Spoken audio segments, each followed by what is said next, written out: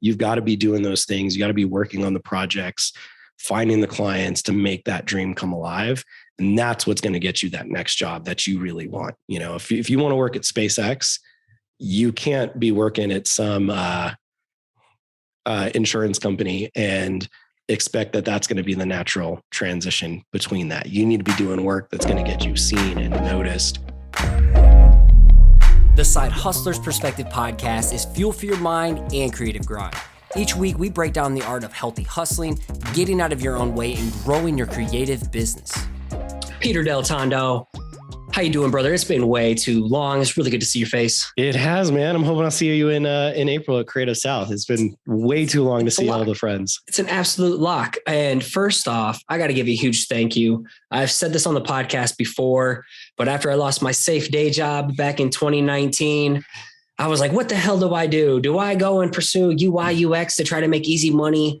Do I start freelance? Do I start coaching? I wasn't even thinking about the coaching when I called you. And basically, you really nicely told me that my UI, UX skills that I was self-taught, just teaching myself on the fly, making a job for myself, were probably at the junior level, but you pushed me in a different direction. And I didn't know I was going to turn into coaching, but essentially you pushed me into like taking that leap and betting big on myself because I hadn't been doing it all these years for no reason. So thank you for steering me away from the safe path where logic was trying to be like, hey, easy money. And then you could build your dream on the side still. Like, yeah, I really, really appreciate it. I'll never forget that. You made time for me when I was like, remember that conversation. I had such a meltdown. I was like, what am I going to do? We just closed a house. We have a second kiddo. I was so stressed out. Well, dude, I think you're a perfect example of so many people that they have that where it's like, well, I do this at work. And then I go, okay, Scotty, let's pull up your portfolio. Why aren't any of the things that you're telling me you want to go do in this UI UX profession, something that is in your portfolio, but you've got killer illustration and lettering work. And like, this is what at least I think everybody else in the creative field knows you for. I apologize. My dog is losing it over here with his vet. I'll have cats jumping on screen all the time. It's all good, man. But yeah, like, dude, do the thing. Like, we'd hire you right now for this. Like, do that thing. And I've just been super proud and honored and so excited to see you like thrive in all this stuff now and do what you love. And you're a whole lot happier now than you were. Oh man, that was the scariest. I actually spent 2 weeks after our conversation just building ghost brands. Like, here's a pizza brand with my illustrated lettering branding, and here's a coffee brand I'd love to get hired for so I can go pitch or do freelance. And then finally was like, actually, coaching's where it's at for me. It's all about coaching. So, but today is all about you. So for those who may not know about you and how we've connected through like Creative South back in the day, give people a brief Wikipedia page summary about yourself and why we should care. Yeah. Oh, I don't know why, but my name is Peter Deltondo. I am a partner at an agency called Unfold. We do all kinds of stuff, but we're a full service agency. So we do brand, web, product, and illustration work. A lot of fun stuff. Amazingly talented team. Everybody on the team is better than I am at everything design. You guys got a heavy hitting squad over there. Yes. It's really cool. And we've grown a ton this year. We actually went from, I think, about 15 people to 31 this year. So that has been massive growth and a lot to figure out and kind of wrangle in. And it's been great. And then where we met is I help out with Creative South. I'm one of the organizers for that design conference. And so we actually got to speak, I think, the same year at that event. And I wouldn't be here without Creative South. That gave me many of us. That gave me my shot. Yeah, it helps put a lot of people on the map. It helps just connect people. And that's where all of our team members that haven't been yet, we're just so excited for you guys to go and make friends and get to know these people.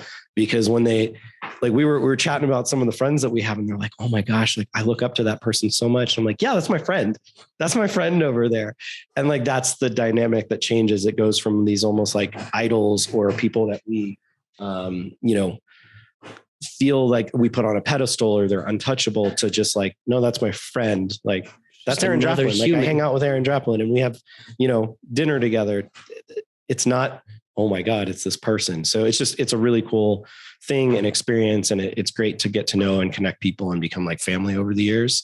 And then I'm a product designer by trade. That's what I do. I've worked at agencies and in-house product companies before. And then, I've known Eddie and David for a really long time, and we've been, working towards all working together for quite a few years, and finally got to make that happen. And so we've been building a lot of cool stuff over the last 3 years together. And, part of today's conversation, we do a lot of Web3 and crypto-based stuff. And that's probably one of the areas that just we as a team are most passionate about and love getting to work in that space. And that's kind of also what birthed our NFT collection here, was just, we're all investing in crypto. We're all NFT collectors. Those channels are ripping after hours. And so now we get to do it for ourselves, and we're just having the time of our lives. Isn't it wild how like this world, that's not necessarily NFTs, but just the world of crypto and Web3 and this digital economy, whatever, it felt like so behind the scenes, and it didn't have anything to relate or tie into what we're doing as designers and branding and the community. And now it's all starting to like overlap. It's exciting. It is. It's fun. I mean, it's something whenever I work with younger designers and like doing mentoring and stuff, and my suggestion is, hey, let's get you, like, what do you like? That's my first question to people. And sorry, I'm going to give my dog a bone so he leaves us alone here. What are the things that you love and are most passionate about? If you love beer, let's do a beer app. If you love hiking and being outdoors, let's do something around that.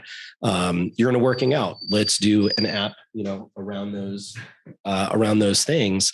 And when you work on the things that you are most passionate about, that's when, magic happens. So you were talking about, we can build up, when you bring people on, you ask them like, what do you love most? What are you passionate about the most? Yeah. Just when you work on the things that you're really passionate about, that's when you do your best work. And so if you're trying to build, like you mentioned before, hey, I did all these brands for a coffee company, for pizza. You're infamously known for your love of pizza. That was probably one of the best projects you ever did. And nobody's seen it. It doesn't even exist out there. I really? Didn't even show it to. Nope. Doesn't even exist out there. Oh, I went the coaching route instead. Well, see, I just assumed like you throw pizza into everything. I thought it would have made its way to something. But living in a graveyard on my computer. Oh, dude, you gotta put that out there. But so for us now getting to work in that space, we're all super passionate about it. And so I think it's putting our best work out there. The team's having a blast. Every single person at Unfold has worked on this project. Like we had brand teams, like we branded the collection itself, Dronies NFT. We've branded all the groups and factions and things that are coming down the storyline. We've done merch. We've done websites, not just one. There's more out there that will arise soon. We've worked on product stuff for like everybody has worked on this. So it's really cool to see something that everybody has touched come to life.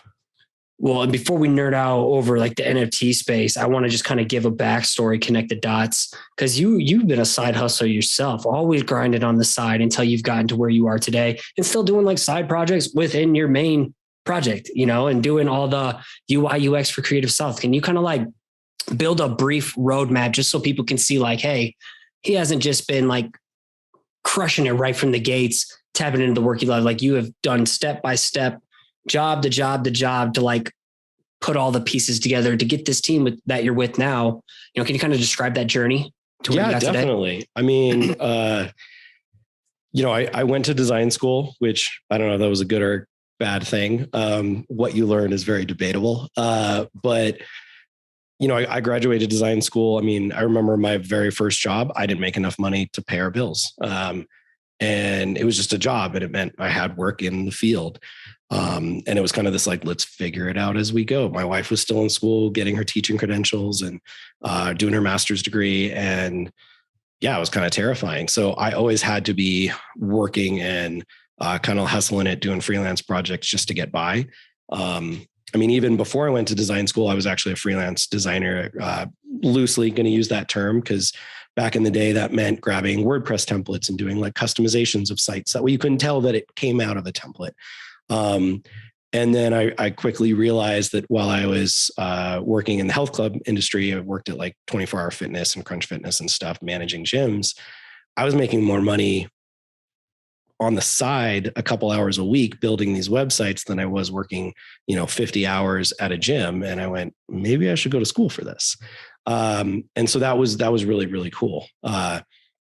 And yeah, I mean, through that whole process, just kind of moved around a little bit as you normally do between agency work. I worked at GoFundMe for 2 years and worked on their nonprofit charity platform and built that product from scratch.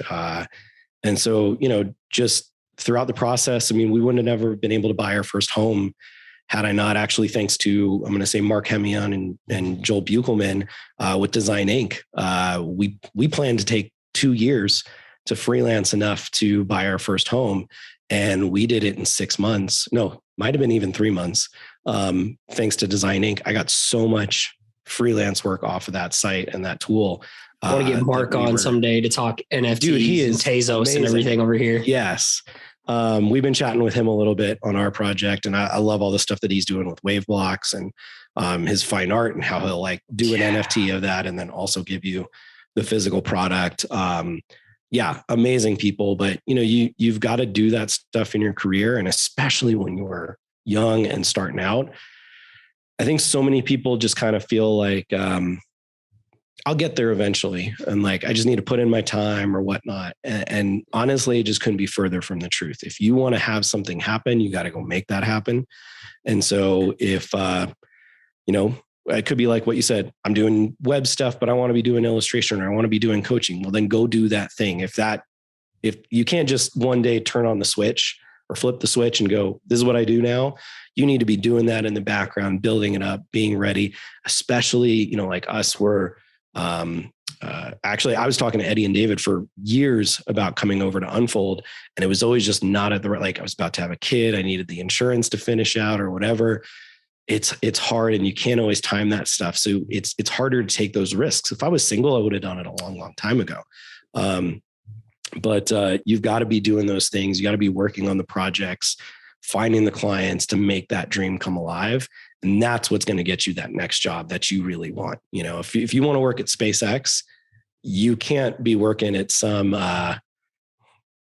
insurance company and expect that that's going to be the natural transition between that. You need to be doing work that's going to get you seen and noticed. It's like my buddy Tim Dodd now gets to kick it with Elon and SpaceX. He's the everyday astronaut, local buddy of mine. Mm-hmm. Just bought a Russian spacesuit and started teaching on the subject on YouTube. And now he gets to be buddy with Elon, just a local dude from Iowa.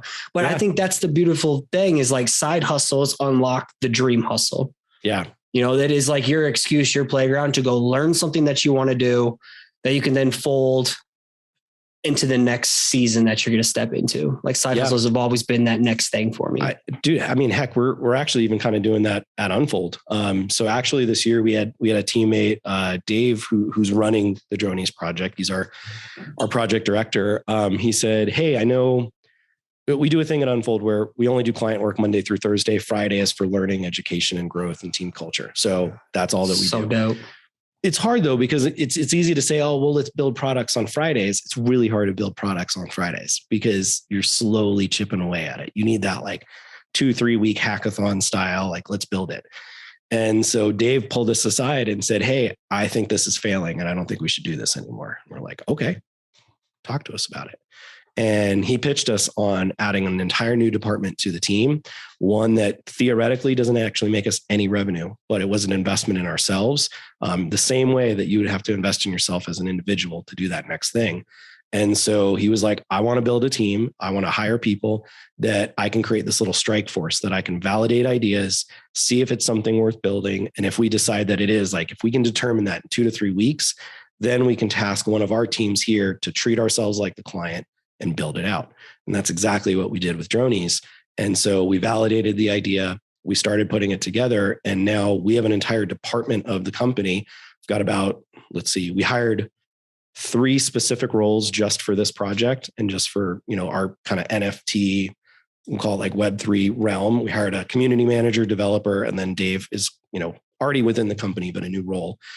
And then we also task other departments and teams within Unfold, like the brand team, web team, product team, et cetera, illustration, whenever needed to come in. So we we are investing in ourselves right now. This is a whole new thing, a whole new venture.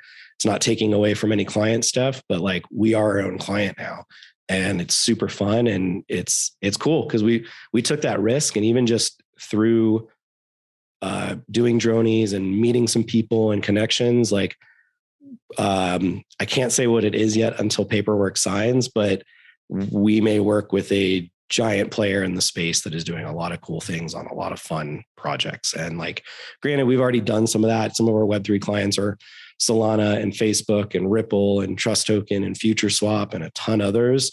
But like, that's what we love. And even just through doing this project, it's made some connections that we're going to do some other really, really fun stuff where it's, in some ways marketing exposure. And we get to folks in the space that didn't know about us. Well, now they do. And that's been really cool. Well, let's nerd out real quick on how could you describe in the most simplistic terms what an NFT is, why it's important. It's more than just a cool profile picture project, as well as Web3. I haven't really had anybody come on and describe what Web3 is. Like, I know because I've taken initiative within my side hustle of crypto, NFTs, and Web3s, understanding this knowledge and gaming blockchains and metaverse. That's what I do in my spare time. I'm learning about all this. But like in your world, let's talk NFTs real quick. And then let's talk Web3, simplify this people. What's to come? Why they should care? Yeah. I mean, the fascinating thing, and we're starting to see this, and we've been seeing it for years because we do so much work in this realm, is it, in my opinion, it's very much the future of the internet, the future of technology. And the reason that said is I think, and again, I'm not an expert in this realm. So if I say something wrong, please don't completely roast me, everybody. But, you're going to be way smarter than the majority of people here. They probably are just like, what the hell is Web3 and why NFT? Yeah. I mean, I think like Web 2 is what we know. It's the internet now. And first, what was Web 1? That's a great question that I don't know that I could answer. It's basically just static pages, Yeah. Oh yeah. static, that's right. Static pages, HTML, the early rise of that. Just like, oh, here's links, images, text. Yeah. Photos. Well, and then Web 2 was basically like the internet controlled by companies. And so that's where, hey, Google controls most of the internet. Facebook. The rise of social media. Yeah. Everything is controlled through those methods. Whereas Web3 is much more, it's controlled by the users. It's controlled by governance or DAOs, or, because everything is on a ledger as well, or on the blockchain, that everything is trackable and traceable. And yes, there's, certain networks and whatnot that are meant for more anonymous transfer and data and things like that. But, essentially we could build the next search engine and have it be something that is run by the people, and something that, a company would not have control or ownership of, and not where we're seeing things like, censorship in different parts of the world. All of that becomes essentially untouchable. You can argue that that's a good or a bad thing as well, but there's some really, really interesting usages for it.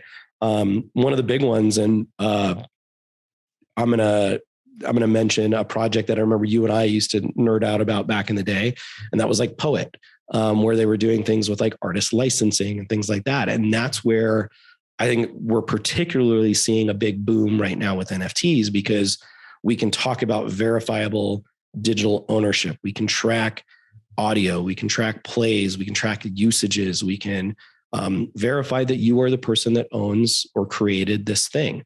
We're all big Dribble users. We get ripped off on Dribble all the freaking time. Like, not even, they changed, like somebody recently like changed a letter in a logo that we did and then called it their own. But we have people that straight up just jack our work and post the same thing. Well, what if we could have the data up there that shows that that is 100% ours, and that could be instantly removed if anybody else were to post that? Like, that kind of stuff would be really cool, or to show, it's a new future for like copyright, trademarking, things like that. You see a lot of medical companies and finance companies are moving to it because it's a better way to control and verify data. So we're seeing companies that medical data for all of their patients is being transferred onto the blockchain. A lot of fascinating use cases for things like that. A lot of things like, I personally would rather and feel better about the documents about my home ownership being verified on the blockchain rather than being stored at City Hall. With smart contracts simplifying the process. So someone said something to me, or I think I saw in like a YouTube video, I was like diving deep about it, or maybe it was Gary Vee. But to simplify it, Web 2.0, the current web state that we're in right now, we're the product. We don't have ownership of our data. We are being monetized. Yep. Like, okay, let's collect their data. Let's collect their data. Hey, log in with Facebook everywhere, and it's just these data silos and monopolies in this world. And we are the product we're being marketed to. But in Web3, we own our information. We can choose to sell our information and monetize it, right? As well as it's just a creator economy, more power back to us.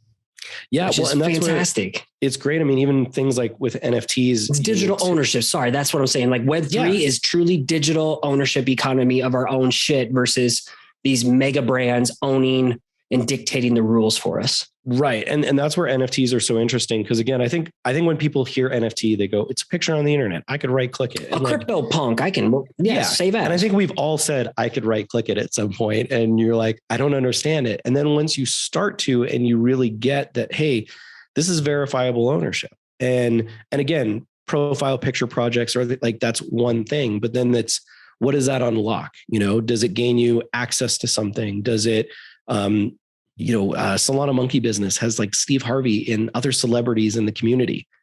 The co-founder, previous co-founder of Reddit is in there, if I'm not mistaken. Other people, like that's an amazing network that you now gain access to. And like we've even seen, some of my partners, Eddie and David, have some of the blue chip project tokens, and it gains us access to those communities, and we've been able to have conversations with people and things like that. It's like a social flex. Social really access clubs. Yeah. And it's really interesting. And even just having some of the communities, whether or not it's a big or small, like you might make new friends. I'm a big gamer. I have made lifelong friends through playing video games of, random people on the internet that I have then met in person and we have hung out with and, broken bread, and it's been really cool. And so it's fun seeing that and people that get together. I'm out in Colorado, and I found that there's actually a lot of people in the Dronies community that are, let's call it within an hour. We're going to do a meetup and hang out. I don't know, go for a hike or something. That's really cool. That's really powerful. Surveillance drone, reconnaissance. So yeah, there's a lot of interesting things. And like you said, there's a social clout. Somebody the other day said they got approval from their boss to buy a $3 billion Bored Ape the other day. And that's fascinating. That's absolutely fascinating. And it's really cool. And it is very odd in some ways. It's odd as hell, dude. When people are listening, are like, what, a JPEG of an ape? Right. Or why is Bitcoin or Ethereum or Solana or whatever worth a thing? And what's the value? It's not like real estate. It's not like this. What's the value? I'm like, what? You put trust in the United States dollar that's not backed by gold and in massive debt and all the things. Yeah. And here's a magic button for money printer. Let's print another $1 trillion real quick. It was great. I had a conversation with, I think was he 74, 76-year-old father-in-law the other day or over the Thanksgiving break. And he was like, yeah, I get it. Okay, cool. Tell me the next time I should buy it. And I was like, oh, snap. And that was just really interesting. So layer in, like, dude, my dad in 2018, I was shilling it. Like I got in at the top of 2017. I finally understood crypto. And I got it in the euphoria phase, bought at the top, rode it all the way down in 2018. And my dad bought $100 of Bitcoin for all the grandchildren. That's all worth like $1,000 right now. Imagine when Bitcoin goes to $1 million. Yeah. I mean, it's wild to see. Grandpa's Again, not financial legend. advice, but if I could go back in time and give my own, self-advice, it would be, don't panic when stuff, because you and I wrote it out when I think like my portfolio was down 87% or 93% or something. It was early. And I just, hey, don't sell, just write it out, patience, keep buying in. And it's like side hustles. Like I have a blog idea in my head, like the crypto markets, NFT markets, learning more about the NFT cycles because it's so early, but it's like higher highs, lower lows. When in doubt, zoom out, play the game. It's a psychological head game in between the ears. Well, and your research, take your action. Research. Yeah. Well, because that's the big thing is, once you understand the macro trajectory of where your creative pursuits or where the crypto markets and adoption, it's like, okay, I understand the parallel now. Yeah. Well, and what's tough is that, like you said, do your own research. And I think that's one of the biggest things that I have seen come out in the NFT space is that probably the last 3 months, we have seen a massive blow up of NFTs, and it has not necessarily been for the best because, especially with Solana. Yeah. I mean, but everybody. I mean, I'm going to keep this closed, but like met with a couple of people recently because a lot of folks have seen, hey, we're doing our project, and there are companies that like their business plan is literally just to crank out NFT after NFT, crappy artwork. And it's the cash grab, pump and dump kind of thing. There's money laundering, they're done and there's negative aspects of this game for sure. There is, and I think that's where we were really committed, and we were kind of positioning more as like we want to be a beacon of hope and the lighthouse of like what a really quality project should be and one that is run the right way. And you guys are like Grimm Syndicate in that realm of like I'm even rocking my Grimms today. Yeah.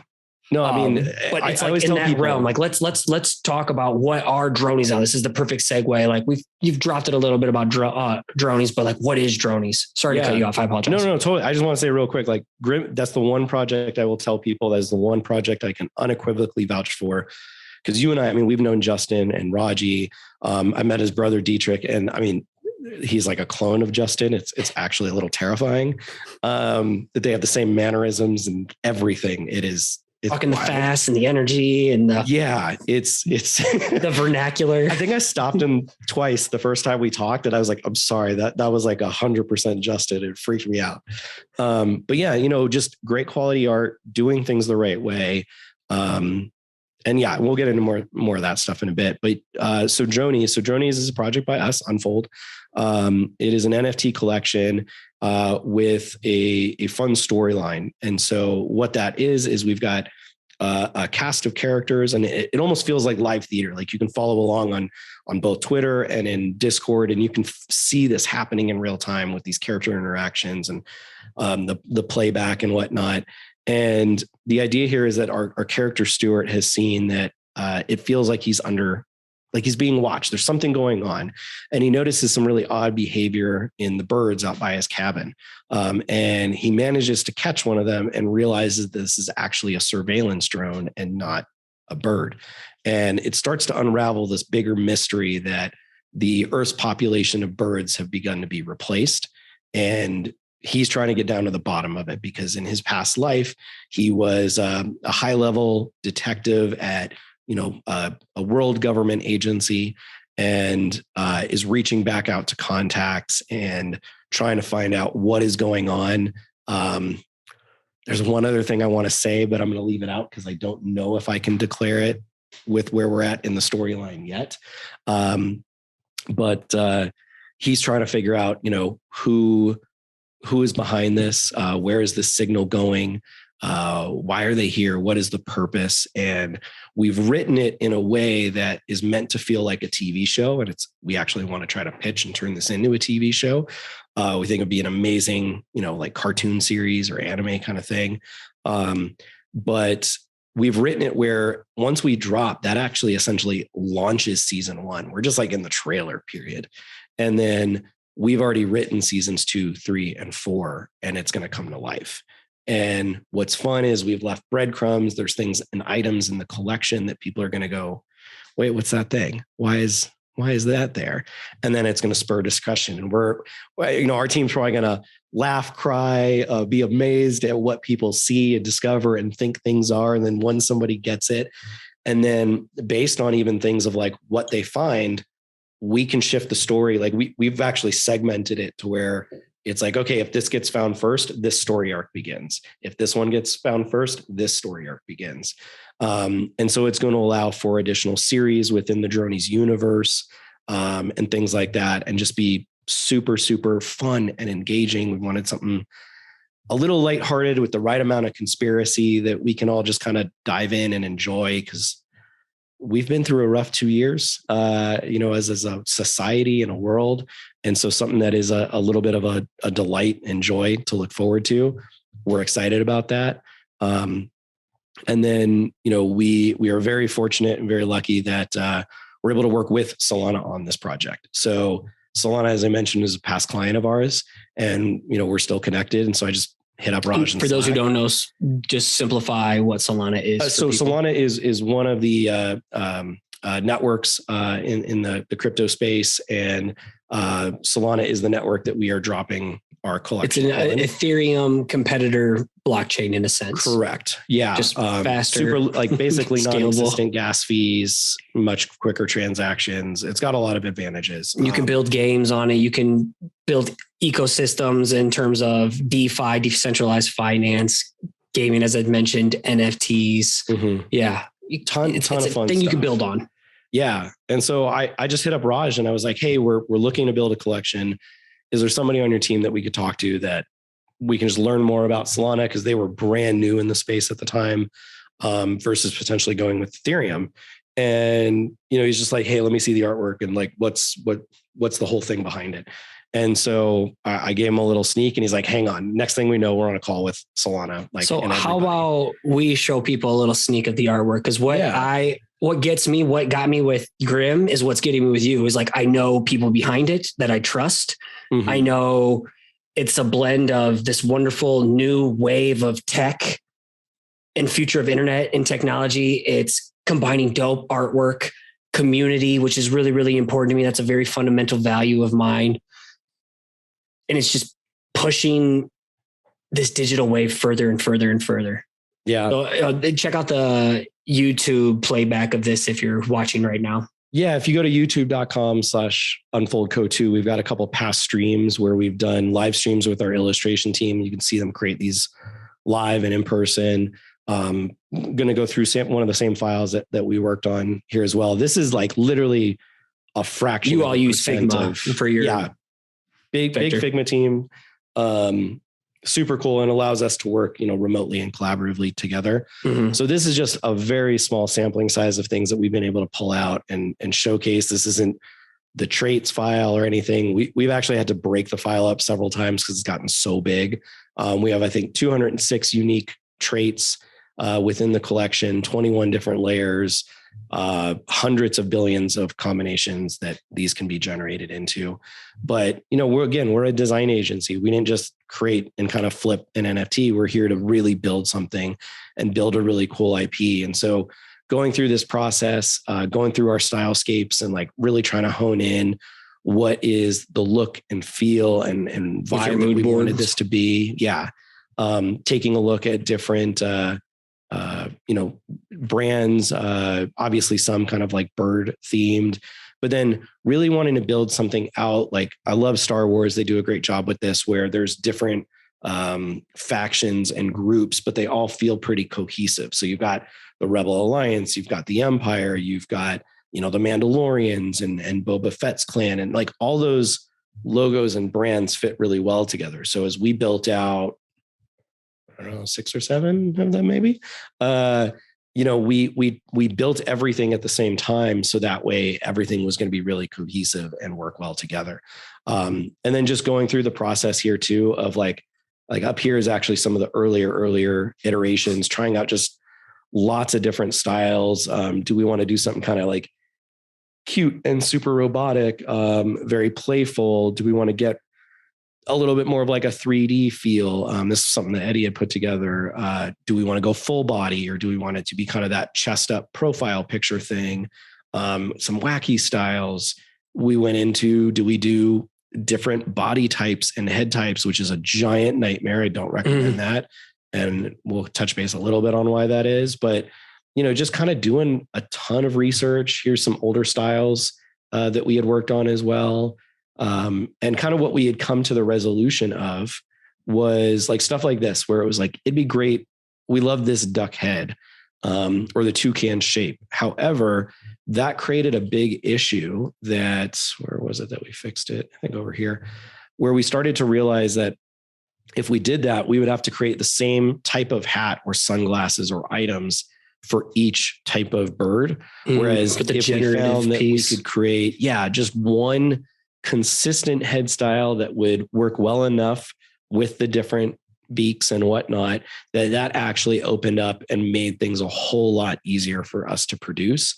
And there's some stuff that didn't make the cut. Like I loved this parrot. I pushed really hard to keep this in there, but the way that we would have had to do that was so difficult to make that work cohesively when you're trying to generate all these items. But, and then I'd say once we started giving them some life and character, just little things like the eyebrows and eyes started to give emotion and started to see these things come to life a little bit more. This is so fun to watch.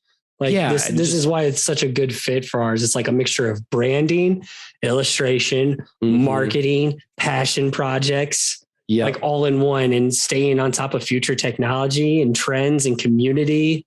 It's what this project or podcast is about.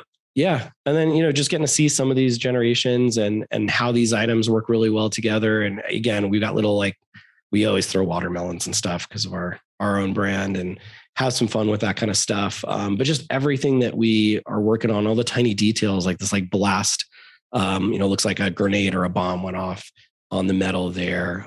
We wanted to do stuff, how like birds take items. So we've got, I won't disclose things that aren't seen because we want rare mystery, but yeah, looks rare. They've stolen a watch.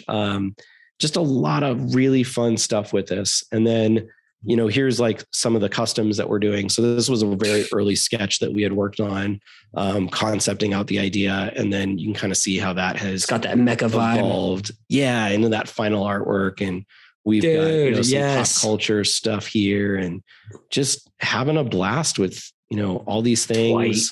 Eddie's sketches here are amazing. We got Marty McFly, Bob Ross. Yes. As we were talking about Hemion, we've got his custom down here as well. So, he's always drink more water. That's his thing. We've got Dan Petty over here on the side as well. Two people I would love to build a relationship with. Huge fan of them. That's so. Oh, dude, I'll hit you up with that. Like they're the nicest people. Doing some stuff, built one out for Phantom. Mobile wallet coming soon. Yep, that's coming out. We've got Raj. We've got his. He just actually flipped his PFP while we were on the stream the other day. We had no idea it was happening. So that was really, really fun and exciting to see. And you can see some of the other ones that we built out for some other members of the team. I think Jordan's is one of my favorites. Anatoly. Yep. He's always got the scuba theme. So we've got that for him. We've got, our Halo inspired Droney as well. So this is where we're having the time of our life with this stuff and just having a blast creating this. And, it's awesome to see and to, I don't know, part of my job is just, an owner of the company is I want to make people happy and let them do the things that they're really passionate about. And I love sitting down with our illustrators and they're like, you realize I'm making robot birds for a living right now. I'm the happiest I've ever been. And it's cool. And, just seeing everybody throw their talent and stuff into this, it's been a really cool labor of love. I'm hyped, man. When mint?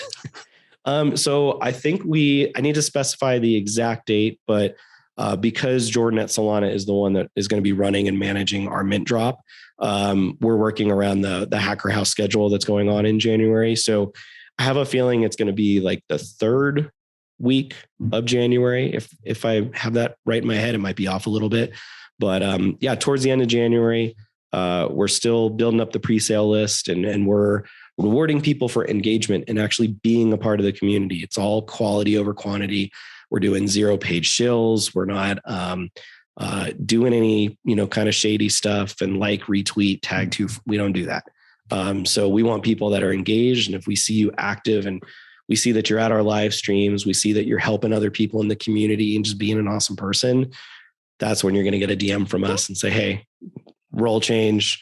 What's your address? Let us add you on the list. And it's really cool seeing the community come alive, I think, because of that, rather than some projects you might see the first 1,000 people made it in and they made the list and then they all disappear and it's weird. Those are the shiesty ones. It's cool. Like I tell my son these nightly stories and we had this bird that was always in the story too. And then he became Reggie the robot bird. So I finally got to do my own version of what I would love to see like a droney with like a microwave stomach with a piece of pizza in his mouth and like metallic sharp wings, like this Pokemon. Oh my God, from Sword and Steel. I was like, oh, it's like a version of him mixed with this. I'm like, yes, that's what it is right now. My son loves it. We got Reggie the Robot Bird was just in our story last night. So yeah, so that's really cool. So how many are in this collection? Yeah, for phase one. Yeah, so we're planning to mint 10,000. Again, there's literally billions of combinations. When we start doing the math, it starts throwing an E in there. I had to look it up, but basically it hit 500 billion before it threw that in there for us. So there's a crazy amount of possible combinations here. We've been running, I think we're on our third full 10,000 generation testing them, because we have to do what's called a DNP, or do not pair list, where maybe it's like, if you were to be wearing some shades right now, like the shades and the hat wouldn't look right. Yeah. So we want to say, do not pair those things and never include that in the possible combinations, or certain colors. What tech, what program are you using to build this generative style? Yeah. So, I mean, a lot of this is done essentially through, is it a visual code editor or Visual Studio Code or something like that? But we actually built our own tool on top of that actually pulls directly from Figma. We can even click generate one at a time. It's not the most effective thing anymore, but it allows us to test it, to see it. And then we can actually right there on the fly, make changes and go, ooh, that hat and these glasses, or that back piece and these arms never work. Like, don't. And then we just click save and it adds it to the database. And then that can never happen again. Or we can force pair items together as well. So right now, I mean, just we're spending a lot of our time doing Q&A and running through and going, all right, what works, what doesn't work? Because we want to have a super tight and clean collection where, yeah, there's rarity, but sometimes it's the cleanliness factor. I just like that one that looks simple and minimal and clean. To me, it's the biggest thing about these PFP profile picture projects and NFT collections is one Solana, two Solana, whatever it is, the mint, you get it on secondary, you immediately get access to a community of like-minded, a lot of creatives as well, people who are nerd out about the same new wave of things as you are. Like, to me, that was the beautiful thing. When I got my first Grim, I didn't understand it. And then I changed my profile picture. It was like, yo, welcome. Here's a new family. I'm like, I can't wait to get a droney and get more involved. Well, that's what's fun. Yeah. It's this like open invitation. And like you said, there's some projects where you're like, I'm going to be a little pickier. I want this one, and then there's some where you're like, I just want something. I'll grab it at the floor. I just want access to that community or that tool. And it's less about what it specifically. I want to be a part of what they're building. Yeah. But kind of very much like Grimm's, we want to have a collection where it doesn't matter if your rarity is 100 or 9,000. You're like, this is cool. And I like it. There's a seat at the table for everyone. Like, it's so inclusive. And so I can see you all having that as well. Yeah. I mean, you kind of know how we build community at Creative South too. It's the same. It's very family vibes and whatnot. And, where we're trying to be a little different too is in how we run it and what the utilities are. That's always a big question. Like, what's my next question? What's the roadmap? Yeah. So why should people care? What's this going to do aside from living as a profile picture? Yeah. So there's a lot of things to consider in that and be aware of. And this is where, I think we've been able to do some good education in the space for some things that people don't realize. And that is that a lot of the utilities, especially the ones that are very hyped right now, are in actually really dangerous waters. So again, we get to work with Solana's legal team. And when Solana's legal team tells us, don't do this thing. Like breeding, or we're going to listen. No, not the breeding, but so one popular item that folks always want because it's an immediate short-term gain is royalties. Mm-hmm. I, as a holder of the NFT, want to get a royalty so that if the project makes $1 million in aftermarket sales, that the community gets 5, 10, 20, 50, doesn't matter the number, percent. And that, let's just say 20% of those royalties, so $200,000 would get divided up amongst the 10,000 NFTs in the collection, and everybody would get a share of that, which, one is not usually what people think. Because even if we said in that case, 200,000 divided by 10,000, everybody makes $20. So let's just kind of pause there for a second and just say, it's not worth it. Why would you pay $200, $300, $400, $500, $1,000 for an NFT that's going to make you $20. Maybe, I mean, hey, if it absolutely takes off and you're making tens of millions, maybe, but again, you might be recouping your investment. And obviously you got to hope that the value of the NFT itself goes up much higher. But doing that or doing something that gains immediate financial incentive, either through a royalty, staking mechanics, or other tokens, like some projects are trying to get around it. It doesn't work this way, where, I don't know, I have my mouse. So by owning your NFT, you also get access to mouse token. And mouse token isn't worth anything, but it's going to be because everyone's getting it, and then it becomes worth something and other people buy it or whatnot. And so they're trying to get around it by saying, here, you make money over here because every day you make. Here's your passive income from a token from staking it. Yeah, I actually am in 2 projects that are doing that right now.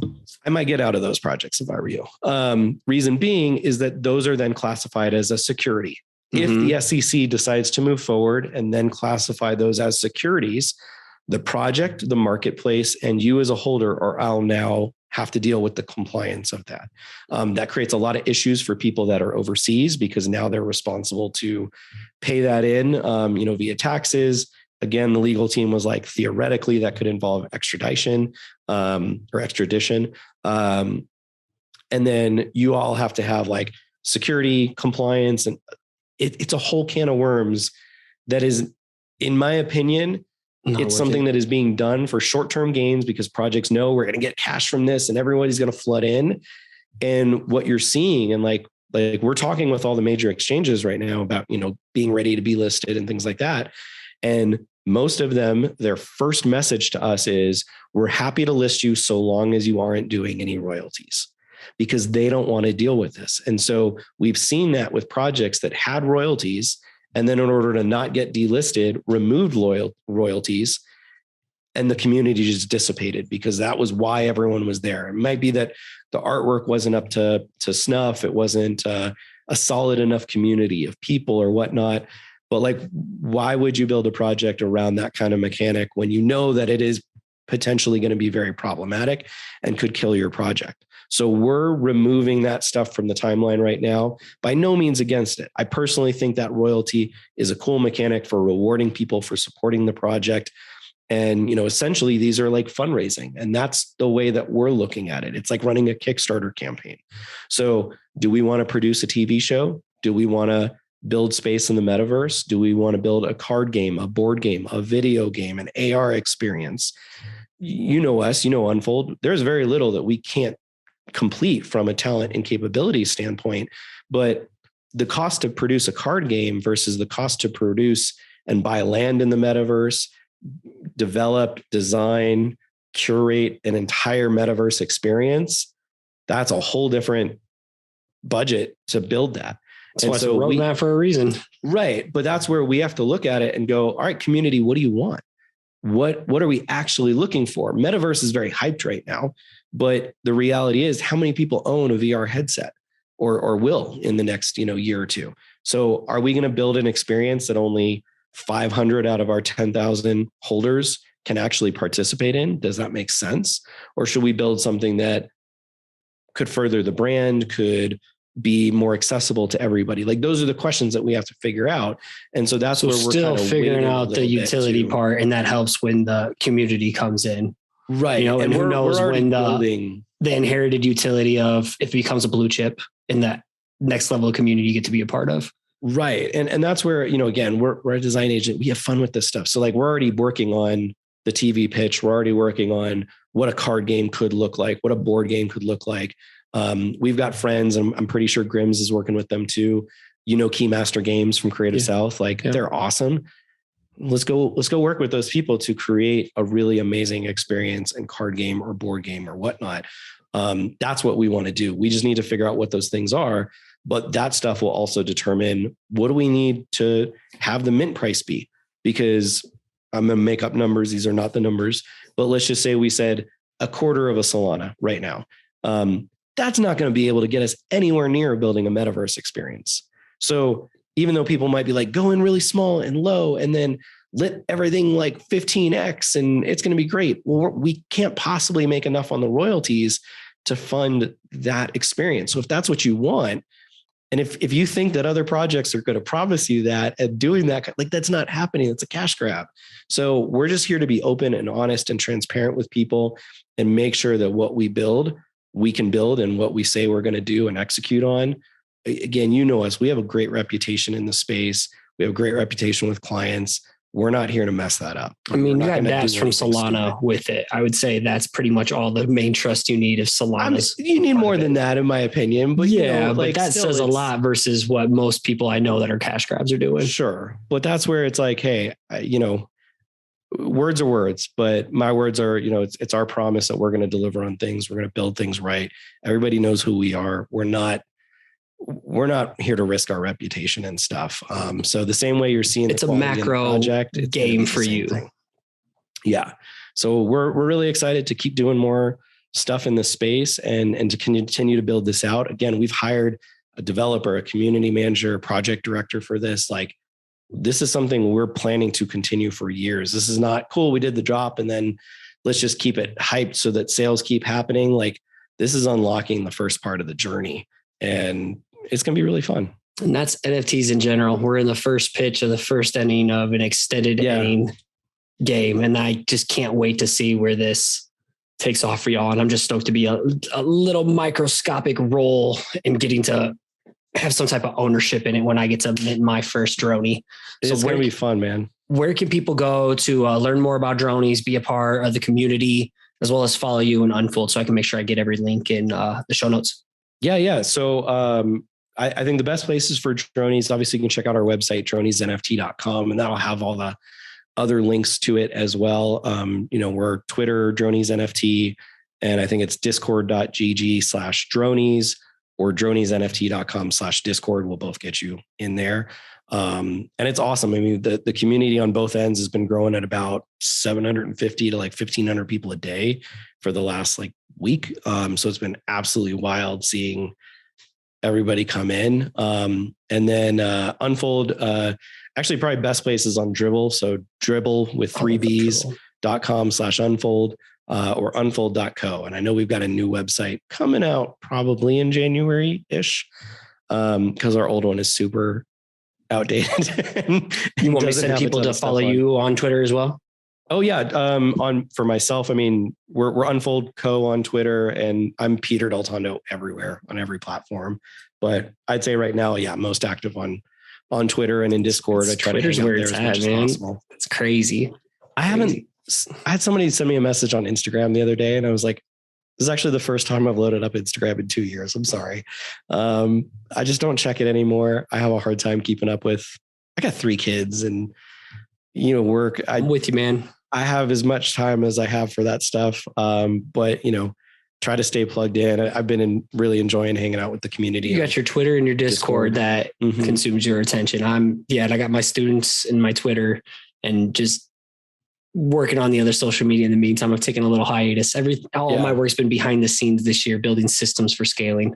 Yeah. Everyone's not sexy. Put Dronies on Instagram. And we're like, if we have so much we're managing right now. Oh man, it would be killer. Instagram is prime for more NFT based. It's stuff. Getting there. I mean, Twitter is definitely still the big driver, and we'll probably get to it. But it's for the visual, sexy art. Imagine the process videos are fun. Well, it's tough because we're trying to tease it and not show too much yet. So there's still a lot of mystery and hype and excitement of oh, I didn't know that's in the collection.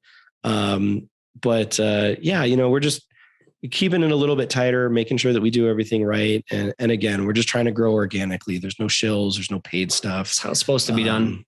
Yeah. I love messing with the shillers in my DMs. If you're happy to share it, glad to, but we don't do shills. We don't do paid promos, and people get mad when you don't want to pay $500 for a tweet or something. It's hilarious. Right. Get a life. Well, I appreciate you, man. This was a lot of fun, and I can't wait to look back on this episode a year from now, next January. Be like, damn, look what they've done. Yeah. Look what they've been building and what's next. It's going to be really cool, man. And I'm going to tease this out there and I love for, listeners or watchers to give their input in the comments or whatnot. But we've been talking a little bit about maybe doing something NFT related at Creative South this year. Whether that's like a panel or a little workshop, and, it might be Scotty and us and like the Grimm's team.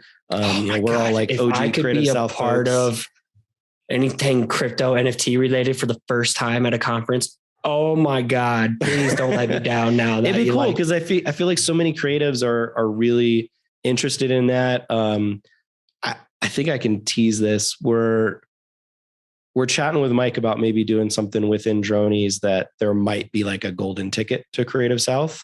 And if you hold that you will forever have a ticket to the event at no additional cost. So like some stuff like that we might do for the Creative South Foundation, which is our charity group that we try to bring students in to be able to come to the event, get into the space, go to school, things like that. So again, there's a lot of cool things done. happening. Whoever did the artwork this coming year, and here's everybody gets a collectible NFT. So if the artists in Creative South continues, you might be getting it, man. You might be getting it. Okay, maybe that's what you're. There's a lot of cool things happening. Okay. But if you want to see like a panel or something like that, let us know. And, that might be something that we make happen. Cause I think a lot of creatives out there are like, how do I get started in this? And what would it take? And, I will say it's getting harder. It's not, the hard part is actually not the hardest part. It's more, there is a lot involved with like connections and marketing. And 3 months ago, you could just launch a project and be successful.